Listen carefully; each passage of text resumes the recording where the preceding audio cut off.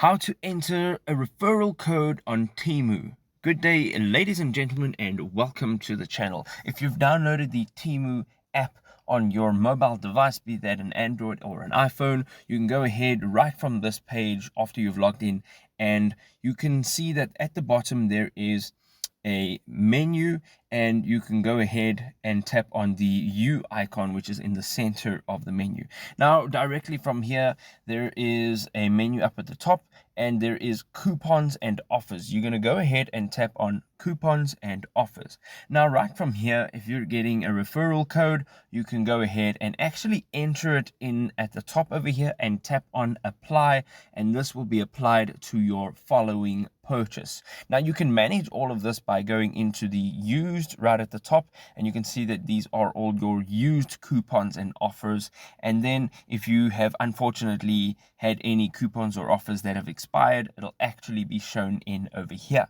If you want to know more awesome tips and tricks on your mobile device, you can go ahead and tap on this video. We'll see you there.